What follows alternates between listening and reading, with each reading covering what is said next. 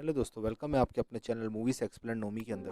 दोस्तों, आज जिस मूवी की मैं आपको कहानी सुनाऊंगा या जिस मूवी की आप एक्सप्लेनेशन वीडियो बोलें, उस मूवी का नाम है स्पाइडर हेड, जिसके अंदर एक साइको डॉक्टर होता है और वो किस तरीके से लोगों को तकलीफ देता है। उसके लिए तो आपको ये वीडियो देखनी पड़ेगी। लेकिन वीडियो स्टार्ट करने से पहले दोस्तों, मैं आप लोगों से एक रिक्वेस्ट करूँगा, वो है चैनल को सब्सक्राइब और लाइक करने के लिए। अगर आप लोगों ने चैनल को सब्सक्राइब और लाइक नहीं किया तो प्लीज़ चैनल को सब्सक्राइब कर दें और वीडियो अच्छी लगे तो लाइक करिएगा। चलिए आज की इस वीडियो को स्टार्ट करते हैं। मूवी के स्टार्ट में हम एक बंदा देखते हैं जिसका नाम रे होता है। उस पर डॉक्टर कुछ एक्सपेरिमेंट कर रहे होते हैं। असल में ये एक ऐसी जगह लोगों पर कुछ नई किस्म की दवाइयों का टेस्ट किया जाता है। तो डॉक्टर रे को एक दवाई जिसका नाम G46 होता है वो देते हैं और उसको एक दो जोक सुनाते हैं, जैसे लंगूर को क्या पसंद है, लंगूर को पसंद है अंगूर। और रे हंसता है। जो चीज़ आपके पास नहीं होती उसको आप क्या कहते हैं, ना चीज़। रे फिर से हंसता है। फिर डॉक्टर रे को बताते हैं कि अब उससे सीरियस सवाल करने वाले हैं और उसको वो बताते हैं कि तुमने लोगों को कत्ल किया है और तुमको उम्र कैद हुई है। लेकिन दवाई की वजह से वो इस बात पर भी हंसता है, क्योंकि दवाई का मकसद लोगों को हंसाना होता है। और डॉक्टर का G46 दवाई को लेकर किया टेस्ट कामयाब हो जाता है। उसके बाद डॉक्टर एक और पेशेंट जिसका नाम जेफ होता है उसे एक जगह लेकर आते हैं और डॉक्टर एबनेस्टी जेफ को एक दवाई देते हैं जिसका नाम N40 होता है। दवाई लेने के बाद जेफ से डॉक्टर पूछता है, तुमको क्या नजर आ रहा है। जेफ को दवाई लेने के बाद बहुत खूबसूरत नज़ारा नजर आता है। जेफ कुछ बोलता नहीं बल्कि चुप हो। तो डॉक्टर एबनेस्टी डॉक्टर वेलेरिन को बोलता है, इसको बोलने वाली दवाई दो। और वेलेरिन फिर जेफ को B15 देता है।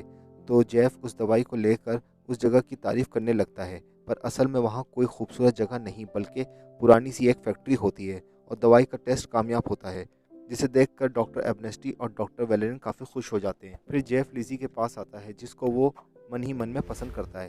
लिजी पूछती है, कहाँ थे तुम। और जेफ बताता है उस पर दवाइयों का टेस्ट हो रहा था। फिर जेफ लिजी से कुछ कहता है, मैं तुमसे कुछ कहना चाहता हूँ। जिस पर लिजी बोलती है कि कह दो, पर जेफ कहता है अभी नहीं, बाद में। और जेफ वहाँ से चला जाता है। जेफ एक ड्राइंग बना रहा होता है और उसको वो पार्टी याद आती है जब वो अपनी गर्लफ्रेंड के साथ होता है। और वहाँ से जेफ और उसका दोस्त ड्राइव पर निकल जाते हैं और उसका एक्सीडेंट हो जाता है। फिर हम देखते हैं डॉक्टर एक और एक्सपेरिमेंट स्टार्ट कर रहे होते हैं, जिसके लिए वो जेफ और एक लड़की जिसका नाम हीटर होता है उन दोनों को बुलाते हैं। और डॉक्टर एबनेस्टी जेफ को और हीटर को एक दूसरे की तारीफ करने का बोलता है। फिर वो दोनों एक दूसरे की कुछ खास तारीफ नहीं करते, जिस पर डॉक्टर उन दोनों को N40 और B15 दवाई देते हैं। और दवाई के मिलते ही जेफ और हीटर ना सिर्फ एक दूसरे की तारीफ करते हैं बल्कि आपस में घपाघप करना शुरू कर देते हैं। और इसी तरह ये टेस्ट भी कामयाब हो जाता है। फिर डॉक्टर एबनेस्टी एक और टेस्ट के लिए जेफ को बुलाते हैं और इस बार एक दूसरी औरत जिसका नाम सारा होता है साथ में उसको भी बुलाते हैं और इन दोनों को भी N40 का डोज देते हैं और ये दोनों भी घपाघप स्टार्ट कर देते हैं। फिर जेफ वहाँ से जा रहा होता है कि उसको वहाँ रे मिल जाता है। रे बोलता है किसी ने बाथरूम की दीवारों में टट्टी कर दी है। रे जेफ से ये भी पूछता है कि कहीं जेफ तुमने तो ये कारनामा अंजाम नहीं दिया। तो जेफ बोलता है नहीं, मैंने नहीं किया। फिर हम देखते हैं डॉक्टर वेलेरिन जेफ की मेडिसिन वाली बॉक्स में दवाइयाँ चेंज कर रहा होता है। असल में इन सब की पीठ में एक मेडिसिन बॉक्स लगा होता है जिसके ज़रिए इन पेशेंट्स को दवाई दी जाती है। और वेलेरिन जेफ को ये भी बोलता है जब जेफ वो सब कुछ कर रहा हो मतलब घपाघप, तो कोई तुम्हारा मेडिसिन बॉक्स ना छुए और ना बॉक्स उठे, वरना बड़ी प्रॉब्लम हो सकती है। फिर वेलेरिन वहाँ से चला जाता है। फिर हम देखते हैं डॉक्टर एबनेस्टी जेफ को एक टेस्ट के लिए बुलाता है, एक्सपेरिमेंट के लिए सारा और हीटर को भी, जिसके लिए डॉक्टर एबनेस्टी एक डायरी निकालता है और जेफ से पूछता है तुम्हारी नज़र में ये दवाई L16 किसको देनी चाहिए, सारा को या हीटर को, क्योंकि जिसको भी ये दवाई दी जाएगी उसको काफ़ी तकलीफ होगी। तो जेफ कहता है मुझे इस दवाई का एहसास है, इसको लेने के बाद काफ़ी तकलीफ होती है और मैं ये दवाई दोनों को यानी सारा को और हीटर को नहीं देना चाहता। तो डॉक्टर एमनेस्टी कहता है जब तुमको हमने टेस्ट किया तो तुमने सारा के साथ और हीटर के साथ दोनों के साथ सेम घपाघप किया, पर हैरत की बात यह है कि तुम दोनों में से किसी को भी इस दवाई को नहीं देना चाहते।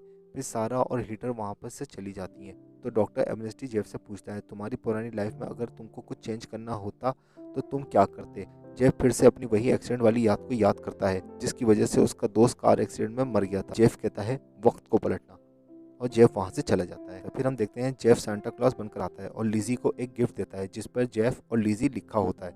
फिर एक और एक्सपेरिमेंट के लिए जेफ को बुलाया जाता है और जेफ के साथ एक लंबे चौड़े सांड जिसका नाम रोगन होता है उसको भी बुलाते हैं और उन दोनों के ऊपर एक्सपेरिमेंट स्टार्ट कर ही रहे होते हैं कि जेफ वहाँ से निकलता है और एबनेस्टी के पास आता है। वहाँ जेफ देखता है कि हीटर बैठी है और जेफ हीटर से बोलता है कि एबनेस्टी तुमसे भी यही पूछ रहा था कि दर्द वाली दवाई किसे दें। और हीटर कहती है हाँ, फिर एमनेस्टी हीटर को वहाँ से जाने का बोलता है और ऑर्डर सुनने वाली दवाई की वजह से हीटर वहाँ से चली जाती है। और जेफ एमनेस्टी से कहता है तुम सिर्फ बस यही दवाई देकर हर एक से घपाघप करवा रहे हो। तो एमनेस्टी कहता है ये सब मैं नहीं करवाता, ये सब ऊपर से ऑर्गेनाइजेशन करवाती है, और उसको ऑर्गेनाइजेशन का पेपर दिखाता है। और जेफ तुमको भूलना नहीं चाहिए कि तुम कौन हो, क्योंकि इस जगह में सारे वो लोग होते हैं जिनको जेल की सज़ा हुई होती है, और मेडिसिन की टेस्टिंग की वजह से यहाँ पर सबको भेजा गया है।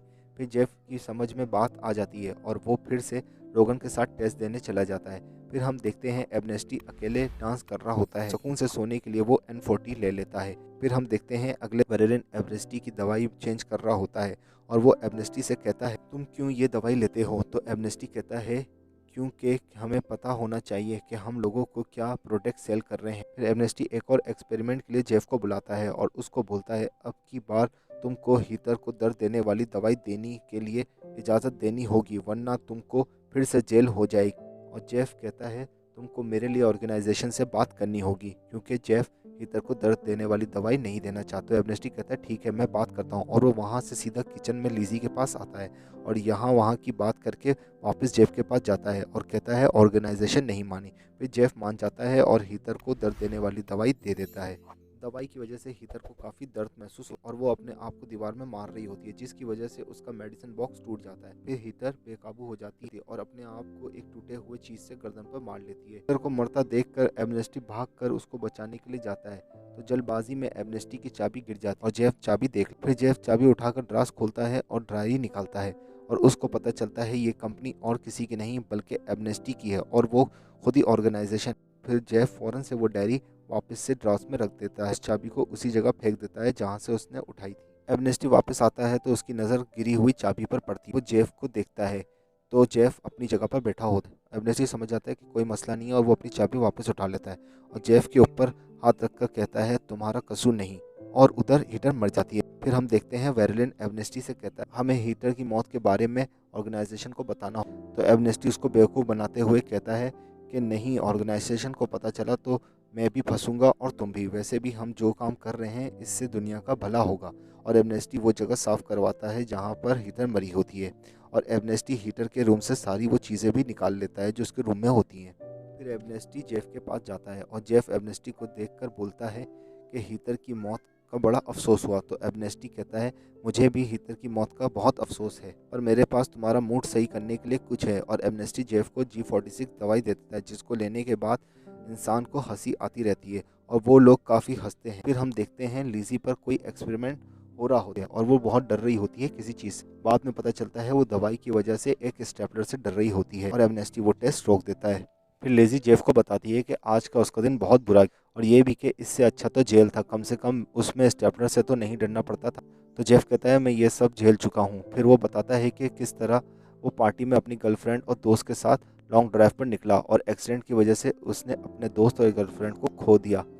तो लेज़ी कहती है इसमें तुम्हारा कोई कसूर नहीं। उसके बाद हम देखते हैं एमनेस्टी कैमरे में जेफ के रूम में देखता है जेफ ने लिज़ी की ड्राइंग बनाई है और वो समझ जाता है कि जेफ लिज़ी से प्यार करता है। फिर एमनेस्टी N40 लेकर सो जाता है। उसके बाद एमनेस्टी जेफ को एक और टेस्ट के लिए बुलाता है और उसको कहता है तुमको दर्द देने वाली दवाई किसी ऐसे को देनी है जिसके साथ तुमने घपाघप नहीं किया। और जेफ पूछता है कौन। तो एमनेस्टी कहता है लिज़ी। जेफ एमनेस्टी को इस टेस्ट ना करने का बोलकर वहाँ से चला जाता है। तो एमनेस्टी वेरिन को कहता है जेफ की डोज डबल कर दो। जब वेरिन जेफ की डोज डबल करने जाता है तो जेफ उसको बताता है कि उसने लेटर हेड पर देखा था ये कंपनी एमनेस्टी की है और ये भी कि एमनेस्टी को सिर्फ B6 नामी दवाई से मतलब। जेफ वेलिन को ये भी कहता है कि तुमको कहीं पे भी काम मिल जाता फिर तुम एमनेस्टी के साथ क्यों दे रहे हो। फिर वेलिन जेफ की बात समझ जाता है और वो उस कंपनी से चला जाता है। फिर अगले दिन एमनेस्टी जेफ को बुलाता है और उससे कहता है आज तुम वेलिन की साइड पर बैठ जाओ, वो नहीं आया। फिर एमनेस्टी जेफ को दोबारा बोलता है कि वो लिज़ी को वो दर्द देने वाली दवाई दे। जेफ जब मना करता है तो एमनेस्टी बताता है कि लिज़ी अपने 9 महीने के बच्चे को मारने के जुर्म में जेल गई थी। फिर लिज़ी जेफ को बताती है कि हाँ, मैं पार्किंग के अंदर अपने बच्चे को भूलकर काम में चली गई थी जिसकी वजह से मेरा 9 महीने का बच्चा मर गया। फिर एमनेस्टी जेफ को कहता है अब दो लिज़ी को दवाई।